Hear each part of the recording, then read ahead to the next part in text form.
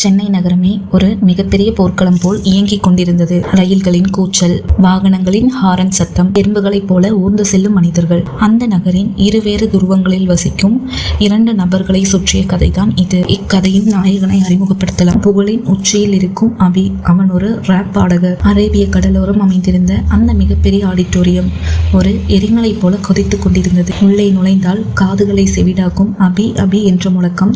மேடையில் கையில் கிட்டாருடன் மின்னல் வேகத்தில் ஆக்ரோஷமாக பாடிக்கொண்டிருந்தான் அபி. பணம், பிரம்மாண்டமான கார், புகழின் உச்சி, பெண்களின் ஆராதனை, இதுதான் அபியின் உலகம். அவனது திமிரும் அகங்காரமும் அந்த மேடை வெளிச்சத்திலேயே பளிச்சிட்டன. அடுத்து நம் கதையின் நாயகியை பார்ப்போம். அவள் ஒரு நடுத்தர வர்க்கத்து பெண். அமைதியான குணமுடையவள். அவள் பெயர் பிரக்யா. அவள் ஒரு கல்லூரி பேராசிரியை. கண்ணாடி அணிந்த கண்கள், முகத்தில் ஒரு கண்ணியம், பேச்சில் ஒரு பக்குவம், ஒரு அமைதியான குடும்ப பாங்கான பெண். அவள் பிரக்யாவிற்கு தேவையானது ஒரு அமைதியான வாழ்க்கையும் தன் குடும்பத்தின் சந்தோஷமும் தான். சரளாவின் முகத்தில் ஒரு தனி சந்தோஷமும் அதே சமயம் ஒரு பதற்றமும் நிலவியது. ஏனெனில் இன்று பிரக்யாவிற்கு திருமண நிச்சயதார்த்தம் நடக்க இருக்கிறது. பல போராட்டங்கள், பல ஏமாற்றங்களுக்கு பிறகு சுரேஷ் என்ற ஒரு வரன் அமைந்திருக்கிறது. அவனும் ஒரு பேராசிரியர், அமைதியானவன், பிரக்யாவிற்கு ஏற்றவன் என சரளா நம்பினாள். ஆனால் அந்த வரனுக்கு பின்னால் ஒரு கருப்பு நிழல் இருப்பதை அவர்கள் அறியவில்லை. மாப்பிள்ளை வீட்டார் வருகிறார்கள். வீடு களை கட்டுகிறது. சிரிப்பும் பேச்சுமாக சந்தோஷமாக பொங்குகிறது. ஆனால் அந்த சந்தோஷத்திற்கு நடுவே ஒரு பேராசை ஒளிந்திருக்கிறது என்று பாவம் சரளாவிற்கு தெரியவில்லை. மாப்பிள்ளையின் அம்மா சரளாவை தனியாக ஒரு அறைக்கு அழைக்கிறாள். சரளா என்ன விஷயம் என்று அவரிடம் கேட்கிறார். எங்க பையன் பிரக்யாவை கட்டிக்கணும்னா நீங்க உங்களோட மேரேஜ் ஹாலை என் பையன் பேர்ல ரெஜிஸ்டர் பண்ணி வைக்கணும் அப்படின்னு அவங்க அம்மா சொல்றாங்க. இதை கேட்ட சரளாக்கு என்ன சொல்றதுன்னே தெரியல. ஏன்னா அந்த மேரேஜ் ஹாலை வச்சுதான் அவங்களோட வாழ்க்கையே போயிட்டு இருக்குது. பிரக்யாவுக்கும் வயசாகிட்டே இருக்குது. அதனால பரவாயில்ல, நானும் இந்த கல்யாண மண்டபத்தை சுரேஷ் பேர்லயே எழுதி வச்சிடறேன் அப்படின்னு சரளா சொல்றாங்க.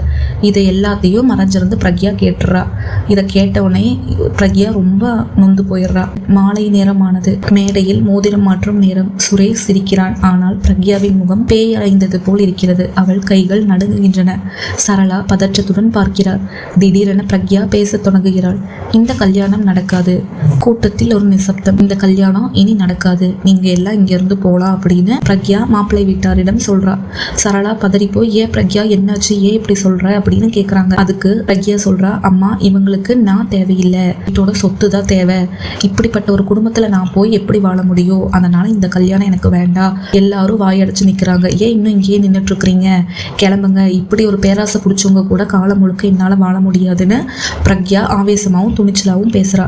மாப்பிள்ளை வீட்டார் எல்லாரும் தலை குனிஞ்சு நிக்கிறாங்க. சுரேஷ் எதுவும் தெரியாதவன் போல நடிக்கிறான். பிரக்யாவின் இந்த துணிச்சலை பார்த்து சரளா வாயடைச்சு நிக்கிறாங்க. அதே சமயம் மனமுடைஞ்சு போறாங்க. பிரக்யா இங்கிருந்து போறீங்களா இல்ல நான் போட்டுமான்னு கேட்டுட்டு பிரக்யா கல்யாண மண்டபத்துல இருந்து வெளியே வந்தார். மலையில் நனைந்த துயரம், நிச்சயதார்த்தம் என்ற வேதனையில் பிரக்யா அந்த நள்ளிரவு மலையில் தனியாக நடக்க தொடங்கினாள். அவளுக்கு வீட்டிற்கு போக பிடிக்கவில்லை. ஏன் எனக்கு மட்டும் இப்படி நடக்கிறது?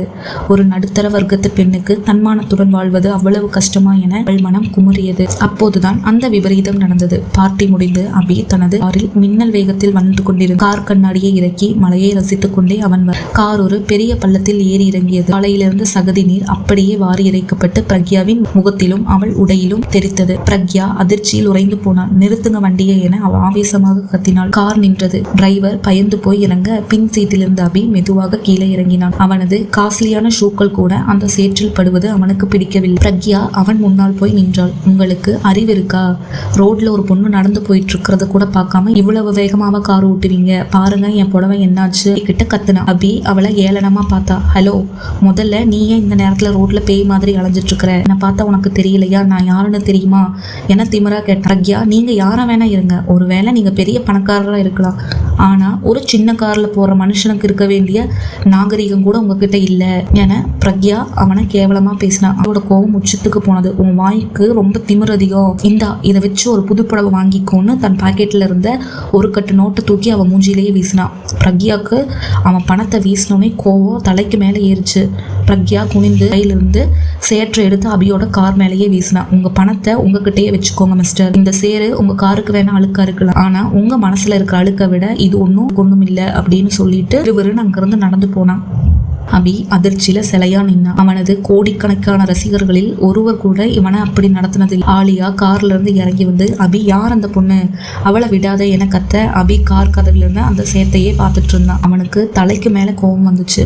பிரக்யா வீட்டுக்கு வந்தா. அம்மாவோ சரளாவோ அவளை கட்டி பிடிச்சு அழுதாங்க. பிரக்யா நடந்த எதையும் சொல்லாம மழை பெஞ்சது அதான் நனைஞ்சிட்டேன்னு சொல்லிட்டு ரூமுக்குள்ள போயிட்டா. ஆனா அந்த இரவு யாருமே தூங்கவே இல்லை.